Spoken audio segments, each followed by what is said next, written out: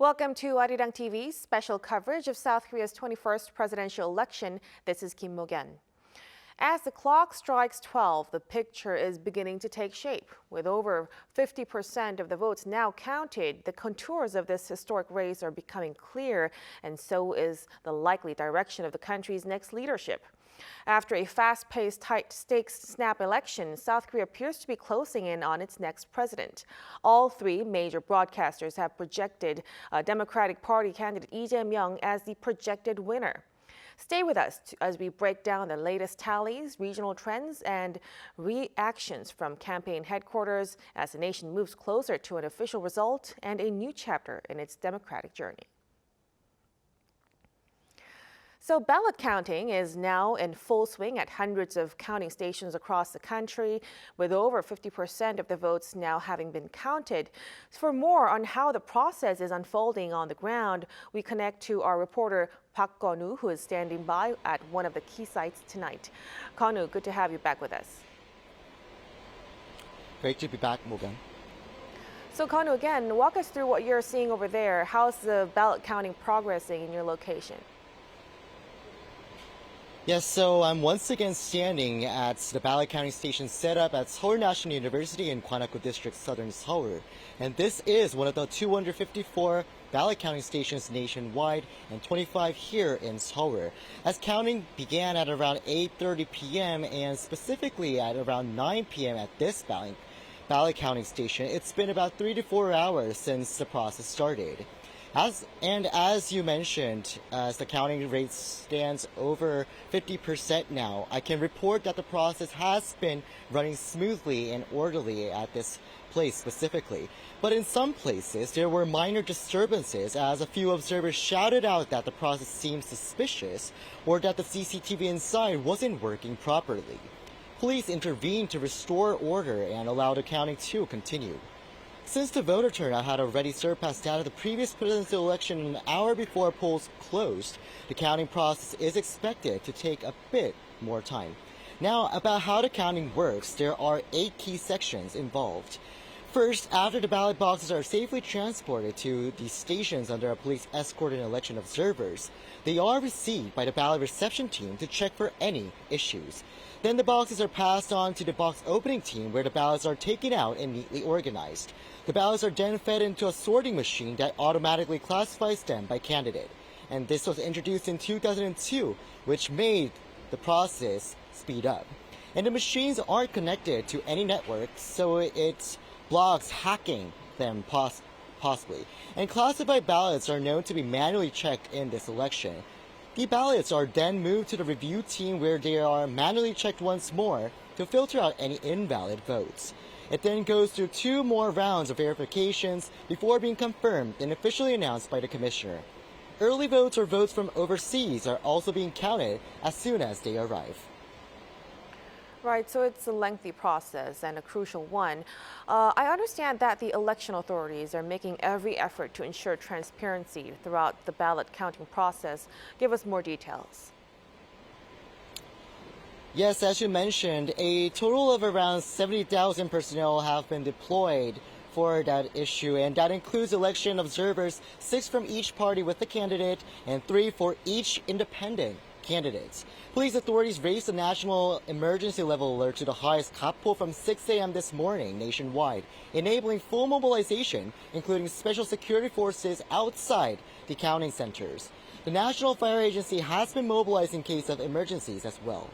The National Election Commission expects the counting to be completed by 6 a.m. Wednesday, but normally the leading candidate is revealed earlier. In the past 20th presidential election, the projected winner was announced at 2 a.m. due to a neck-and-neck race, and it was announced around 10 p.m. during the 19th election. This time, it was expected to be made a little past midnight, and medias are reporting such, but there hasn't been any updates from an official election organization, so if there are some updates, I will bring you back with during the later newscasts. And that's all I have for you now. Back to you, Morgan. Thank you for that, Kwon-woo.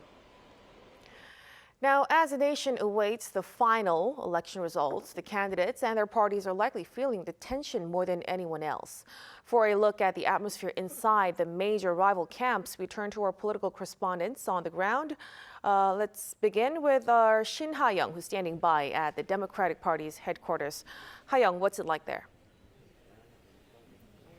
Well, Morgan, I'm currently at the campaign headquarters of the Democratic Party of Korea, where, as you can see behind me, none of the members of the election campaign committee are present. And unlike a couple of hours ago, when the exit poll predicted with 51.7% of the vote, and applause and cheers broke out here at the headquarters, they have all left. And candidate Jae-myung is not here either.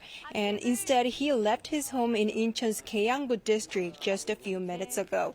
He is expected to head to the party's main headquarters, not this campaign site, to thank party members. And before he left, he told to people that the vote count is still underway, so it may be premature to make any definitive statements. However, he added that if this result is confirmed, he would like to express his deepest respect for the great decision made by the people. And separate from the campaign headquarters, the DP has been holding an event for the past 2 hours at an outdoor stage in Yeouido near the National Assembly, where party members and supporters are watching the vote count together. And he is also expected to head there and deliver a speech sooner or later. Mo-kyung? Thank you for that, Ha-young. Now let's also connect to our Kim Do-yeon standing by at the People Power Party's campaigning headquarters. Do-yeon, how's the mood over there? Mo-kyung, not much has changed since we spoke last about 2 hours ago now. As I said, many of the People Power Party members had left this situation room by 8:30 after the exit polls came out, and it showed that there was a two-digit difference between the two candidates. Now, it has been largely quiet throughout the night with something of a somber atmosphere. Kim Moon-soo is still believed to be at his home watching the vote count. And as Ha-young mentioned, many of the media major broadcasts have already called DP's Jae-myung as the projected winner. Now, with that in mind, the media is still waiting to see if Kim will make his stop here at the Situation Room to accept the loss. But last time an official from the camp met with reporters, he said no words have come from Kim yet. Kim, as you know, has consistently trailed DP's Jae-myung in national polls, often well outside the margin of error, largely due to backlash over the martial law declaration and the impeachment of former President Yoon Suk-yeol. Still, there was cautious hope that Kim's relentless campaign might have sparked a late turnaround, banking on support from shy conservatives and undecided voters. But again, that does not seem to be the case. That's all for now. Back to you, Mo-kyung.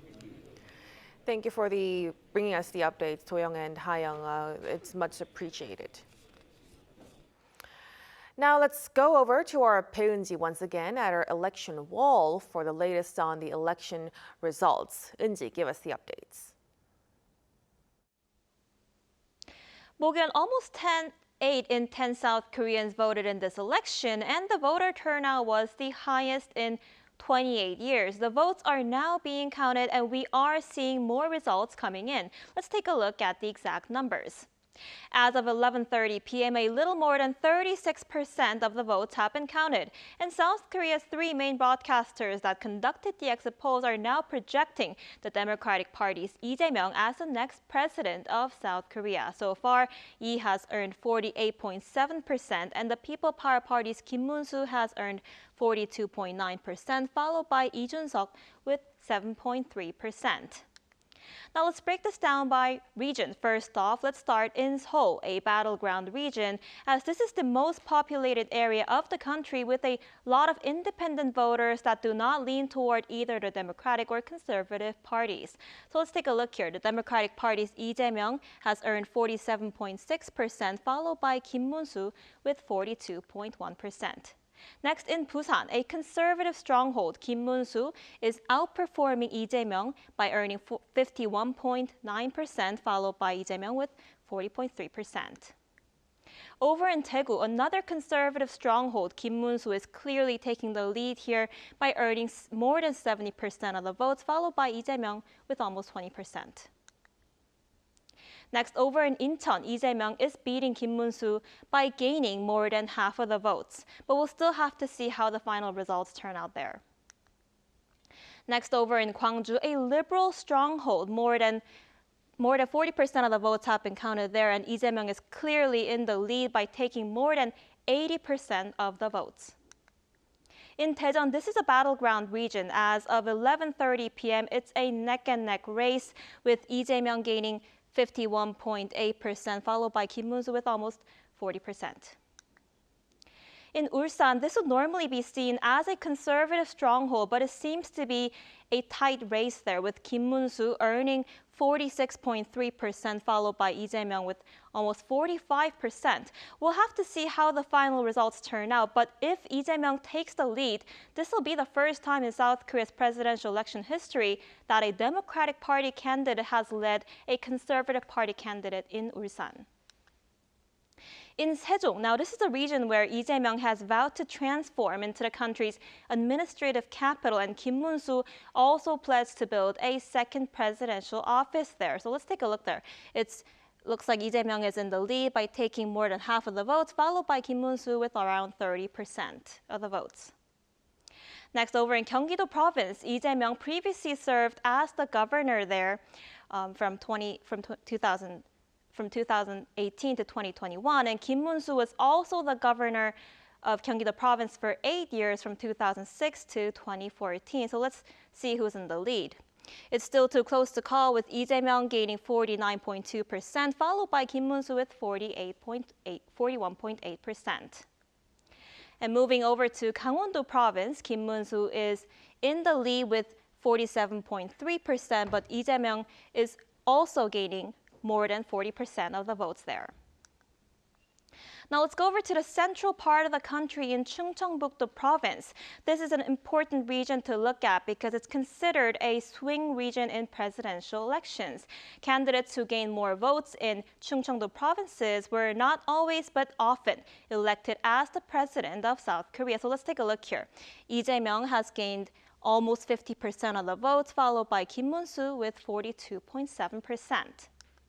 And in Chungcheongnam-do Province, another crucial swing region, Lee Jae-myung is also in the lead by taking almost half the votes, followed by Kim Moon-soo with 43.4%. So we'll have to see how the final results turn out there. Jeollabuk-do Province, this is traditionally a liberal stronghold. Lee Jae-myung is beating Kim Moon-soo by a wide margin by taking more than 80% of the votes. Jeollanam-do Province, another region with many liberal voters. Lee Jae-myung again in the lead with more than 86% of the votes there. Next, in Gyeongsangbuk-do Province, this is a conservative stronghold. Kim Moon-soo is in the lead with more than 60% of the votes, followed by Lee Jae-myung with around 25% of the votes. Gyeongsangnam-do Province, again, Kim Moon-soo is in the lead by taking almost half of the votes there. Last but not least, in Jeju, we'll have to see how the final results turn out there. For now, Lee Jae-myung is in the lead by taking more than 50% of the votes, followed by Kim Moon-soo with almost 40%. But I have to remind you, with only around 36% of the votes counted nationwide as of 11:30 p.m., we will still have to wait for the final results, and I'll make sure to bring you more updates later on. Mogen? Thank you for that update, Seunji. So while candidates and parties have dominated the headlines, the voices that matter most in any election are those of the voters. My colleague An Sung-jin hit the streets to hear directly from citizens about what this presidential race has meant to them and what they hope to see moving forward. The 21st presidential election has come to an end. From 6 a.m. to 8 p.m. on Tuesday, more than 14,000 voting stations nationwide, including this one in Sadangdong, Dongjakgu, Seoul, were open. Starting early in the morning with the older members of the population showing up as soon as the polling stations opened, to families with young children, throughout the 14 hours of voting, people continue to show up to cast their ballots, right up until the last minute before polling stations closed. This is my first vote ever, and I'm proud to be participating in it. I would like them to work on making Korea a better country to live in.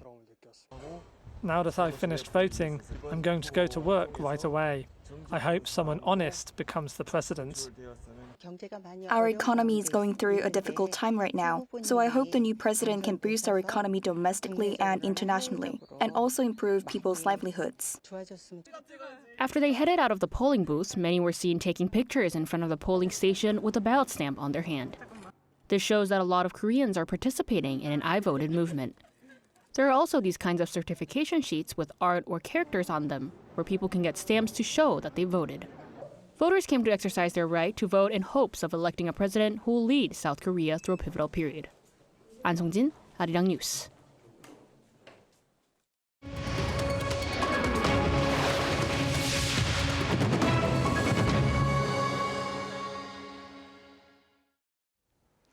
So before we proceed with our news, we just have to take a look at the footage of Democratic Party candidate Lee Jae-myung giving a speech to his supporters in front of his private residence as he departs his home to give his victory speech in front of the parliament. Let's take a listen.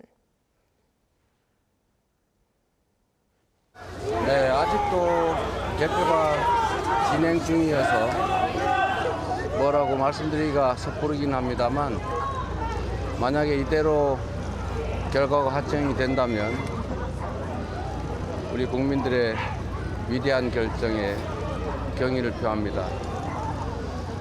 제게 주어진 큰 책임과 사명을 우리 국민들의 기대에 어긋나지 않도록 최선을 다해서 수행하도록 하겠습니다. 감사드립니다.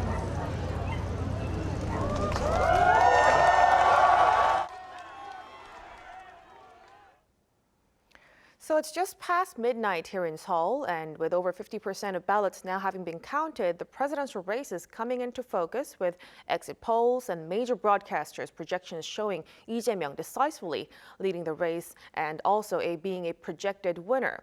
But beyond the numbers, tonight's election sends a powerful message about the public's hopes and expectations for the country's future. To help us unpack what this means, we are joined once again by Professor Hans Schaddel from Yonsei University here in the studio with us. Welcome, Professor. Hi, Mokyeon. Nice to see you again.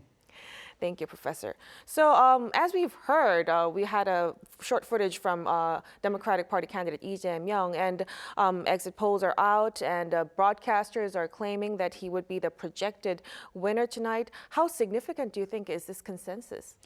Well, the public has given him more than 50% total. So, that is a call for change in itself, considering that there were more than two candidates, considering that Lee Jae-myung appears to be poised on track to finishing about 10 percentage points ahead of Kim Moon-soo, the PPP, People Power Party challenger. PPP, of course, was trying to hold on to the presidency, but of course Yoon Suk-yeol, also from the PPP, ended up getting impeached and removed from power after his attempted martial law bid. And that, in many ways, I think, has been the driving force of this election. I do think that other issues, domestic issues on the economy and on the cost of living and the business climate here, they were certainly on the minds of voters, and a lot of foreign policy considerations are also in the minds of voters. But all of that took a back seat, and I think there were a lot of voters that wanted to send a very strong message this time around to the PPP that going outside the bounds of the Constitution was not acceptable. And that gave the Democratic Party a window this time to gain control of the presidency, something that they tried to do in 2022. They tried to hang on to control of the presidency after the Moon Jae-in presidency, after the previous impeachment of Park Geun-hye going a decade back. They lost the presidency 5 years ago on a lot of those domestic and foreign policy issues. Now they have it back in the name of constitutional democracy, and certainly that will be a big theme, I think, for Lee Jae-myung, assuming that he carries through with this victory. Right, so it was definitely a strong message, and it's a sign that people really were shocked about the martial law declaration, of course. Now, let's also circle back to the election itself, Professor. In the final weekend, candidates have been focused on, rallying and campaigning in specific regions. We hear Lee Jae-myung rallied in the capital, and Chungcheong, Kim Moon-soo, Gangwon, and Gyeongbuk, and also Lee Jun-seok targeting youth in urban areas too. Based on tonight's trends, which regions tonight turned out to be more decisive than expected, and what might that suggest? Well, you're right, Mo-kyung. The candidates really tried to win everywhere this time around and across age groups as well. What stood out to me in the numbers across regions that Eunji was just presenting a few minutes ago was that in the southeast region of the country this time around, it seems that the Conservative Party, again, the PPP, doesn't seem to have the kind of stronghold across that entire region that they would normally expect in an election. They won overwhelmingly, it seems, the way the vote count is going so far in Daegu. Daegu, of course, is usually the single most reliable city that comes through for the Conservatives. That seems to be holding tonight. But very interesting that in Ulsan, a city known for its car manufacturing center, that there the two main candidates are, at this hour anyway, still pretty much in a dead heat, still too close to call in that city, which suggests that voters this time around, aside from all the constitutional questions and martial law questions that might be in the back of their minds, that they're also concerned about the economy and that they didn't think that the Yoon government, the PPP in the presidency, was helping that community get where it wanted to go. Now, we don't know yet to what degree the local economic anxieties played into the voters' decisions. Of course, with upcoming trade talks between Korea and the U.S., the future of Ulsan will be very much hanging in the balance, I think, as a key car manufacturing center for Korea. But there we see some hesitation about the PPP. And even in Busan, again, reliably a conservative stronghold, it does seem as if the PPP is hanging on to power there, or hanging on to the plurality of votes there, but not as strong numbers as you typically might see. But again, this is an election where the then ruling party in the presidency, the PPP, is now getting punished. And in the capital region so far, I'm guessing anyway from the numbers, the way they're turning out, that Jae-myung on balance will win in both Seoul and Gyeonggi-do, and with half the country now living in the metropolitan area near the capital, that in itself is significant. So as hard as the PPP tried to win the capital, it might not come through. I can tell you anecdotally, in my subway stations in my eastern corner of metropolitan Seoul, I didn't see the DP there campaigning continuously as I did 5 years earlier, or 3 years earlier in 2022. That's what you might expect, is both candidates out there in full force. They weren't taking the neighborhood for granted, but I could see that the PPP was working a lot harder to win over voters across the country and across the capital city. It didn't seem to quite come through for them this time around. Well, it's quite interesting to see, how the shift in political maps have been happening. Well, of course, it's going to be based on the past experiences that people have observed. Now, let's also talk about the youth and generational divides. Professor, based on the numbers we're seeing right now, are there signs that younger voters showed up more, and did they kind of swing the race in any meaningful way? Well, what's very interesting about younger voters is we are seeing some of the same dividing lines between men and women that we began to see in very pronounced numbers back in 2022 in the last presidential election. You'll recall, I'm sure, in that election, we saw that more than close to 60% of women voters in their 20s in 2022 voted for Jae-myung. This time, it's roughly the same proportion, but among men voters, by contrast, there was a big drop in support for Jae-myung. Last time, I believe there was more than, in fact, I have the numbers written down here. Last time, 36% of men in their 20s voted for Jae-myung. This time, 24%, according to the exit polls. We'll again see the detailed numbers once they fully come in, which suggests that men in their 20s leaned much more conservative this time around, even with the martial law declaration. On the other hand, men in their 20s did not give their backing to the PPP, to the mainstream Conservative Party. 36% of men in their 20s went for Kim Moon-soo. 37% of men in their 20s went for Lee Jun-seok, the third party candidate, who otherwise is polling pretty far below expectations tonight. So for young men, that's a significant shift compared to the rest of the population. What we're also seeing is voters in their 40s and 50s, people that are typically reliably for the Democratic Party, and were so again in 2022 when Lee Jae-myung almost won the presidency. This time even more so. 60% of voters in their 40s in the 2022 election voted for Lee Jae-myung. This time it appears to be over 70%. So a big boost in support this time. Overwhelmingly voters in their 40s sending a mandate to the DP. Same for voters in their 50s, also turning out for Lee Jae-myung in higher percentage terms than last time around. Elderly voters, people in their 60s, a little bit more in the direction of the DP. Voters in their 70s, less so, almost identical to the way that they voted in 2022. So these generational lines are always very interesting to sort through in the election. And I think what's interesting, going back to the People Power Party and what happens to them, how do they regroup? Do they continue? Do they rebrand themselves? Does Lee Jun-seok try to deliver some sort of a merger with them down the road? Lee Jun-seok performed quite badly, it seems, in the general election overall.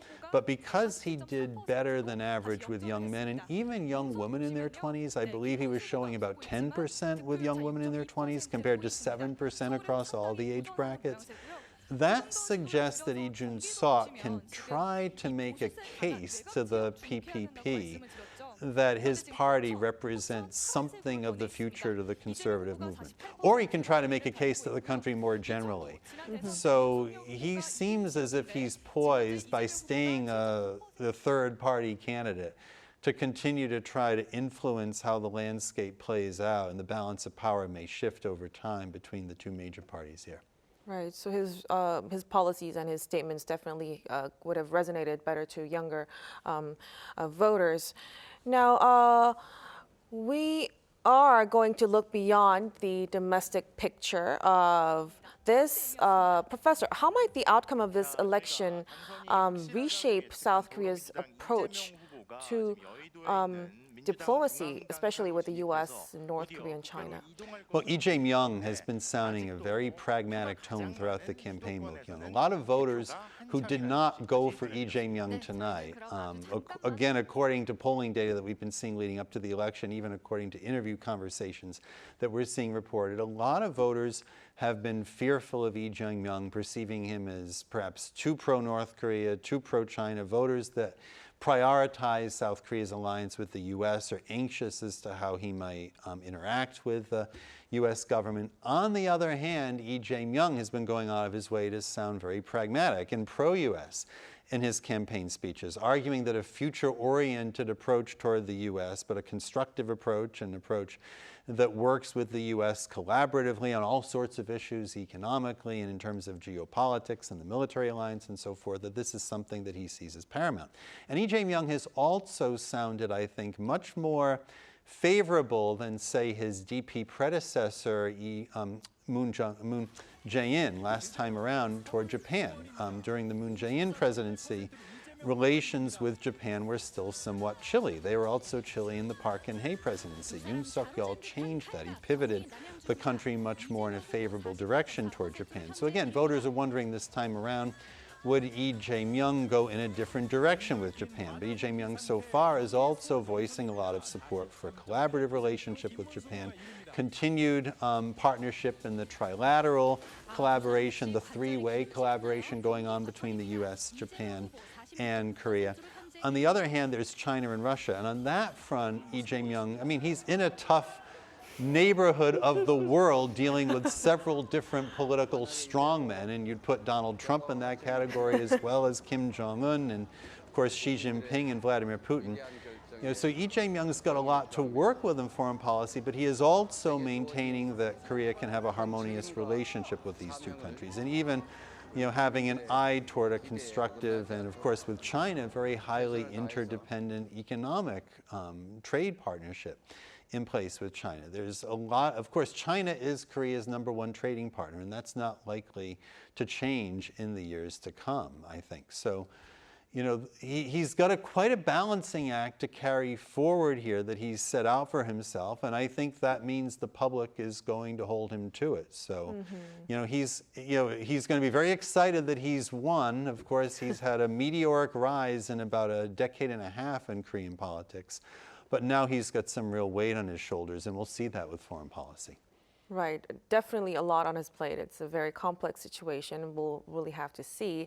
Now, so speaking of, Lee Jae-myung himself, who's been chosen as the projected winner, let's delve deeper into his personal background, Professor. It seems as though he's now on the verge of becoming president, pending confirmation, of course. So from a factory worker to a human rights lawyer and now a politician, president to be possibly, it's quite trajectory. How did this personal journey shape the way he have been received by voters? I think it's a compelling journey. And of course, he was born in the early 1960s when the country was still in its early stages of economic advancement, born in Andong. So he can relate to people out in the provinces. I think it's one reason he gave so much attention to a nationwide campaign this time. I think he takes a lot of pride from coming, from Andong, in a region well outside Seoul. I think, like a lot of people from his generation, he made his way into the capital region. He's, again, as I was saying a moment ago, he's not really been a high-profile political figure for all that long. He got elected mayor of Seongnam in the year 2011. Seongnam, if our viewers are not familiar with it, it's what's become a large city just to the southeast of Seoul. I first heard of Lee Jae-myung in that decade, actually, occasionally visiting community events in Seongnam. Some of my relatives lived there. I remember going to soccer events and the like in Seongnam and often seeing the city really going all out to welcome youth programs and hearing that Lee Jae-myung was part of that.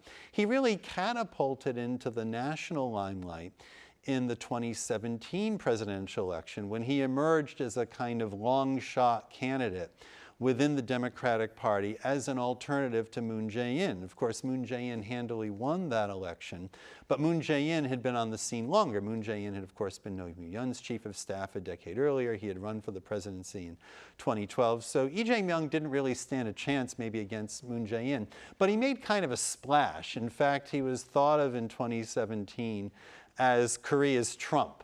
There were a lot of people. Eventually, Yoon Suk-yeol also took that label 5 years henceforth. But 2017, Lee Jae-myung was kind of seen as the Trump-like candidate, somebody maybe a bit of a relative newcomer to politics, someone a little bit more blunt, rough around the edges, less of an insider in the national political scene, but he didn't quite make it. And in the years that followed, Lee Jae-myung became much more of a national figure. First, as the governor of Gyeonggi-do province, not just the mayor of Seongnam anymore, but the chief political officer for all the cities and towns that ring around Seoul, Seongnam included. And then in 2022, he made his way to the National Assembly after losing the presidential race. Tried another time in 2022, came so close but didn't make it for reasons that we've discussed, a lot of which I think had to do with foreign policy, maybe also the economy to a degree. But I think the December martial law decree, when Lee Jae-myung really put himself out there front and center on live video, live streaming his dramatic entry into the parliament grounds at a time when Yoon had sent the military over there to try to stop the parliament from taking action, Lee Jae-myung going in, his party following him in, the leader of the People Power Party also asserting, the parliament's ability to put down martial law. That was a very dramatic period. Lee Jae-myung really became world famous during that period, maybe even more so than his previous presidential bid, which wasn't successful. So from there, he had the power, I think, to set an agenda as to where the country would go and really have the upper hand. And this time around in the presidential campaign, his party was united right behind him. So the DP has become very much his party over a period of years, and especially in the past couple of years. So he has this whole background and a lot of careers, and he stood up as the nation's presidential candidate during this martial law declaration. And he has also, I hear he also survived an assassination attempt in 2024, which was very shocking. Can you remind us of what happened?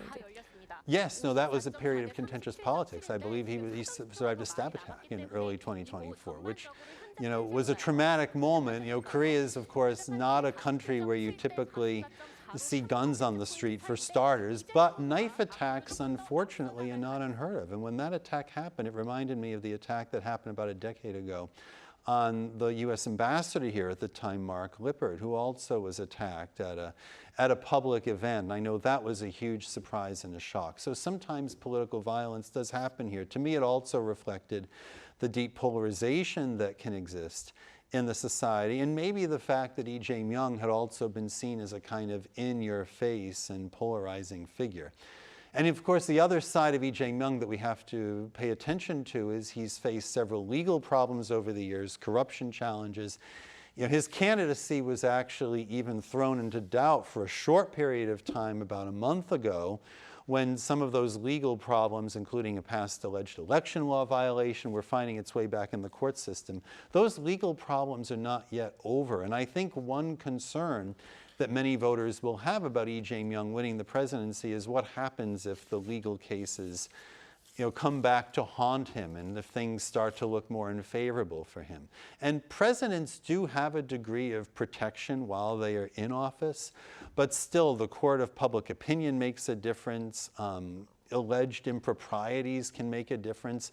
This country's been through 2 impeachment processes, first with Park Geun-hye in 2017, now with Yoon Suk-yeol earlier this spring. And I am sure that some of the voters who either didn't go for Jae-myung or just didn't give him their vote of confidence this time around or stayed home, that may be in the back of their minds. That I think voters are really hoping that the next president will survive, first of all, and govern with integrity. Right. Well, it was a very shocking incident, and many would hope it won't happen again. Let's all hope for that, but we will have to conclude our discussion right here tonight. Professor Shadows, thank you so much for your insight and staying with us at this late hour with us. Thank you for having me, Mo-kyun. Thank you. Now that wraps up our special election night coverage for this hour. With a projected winner has now having emerged while the vote count continues, we'll be back shortly to bring you more details and reactions as well as a victory speech. Until then, thank you for watching and good night.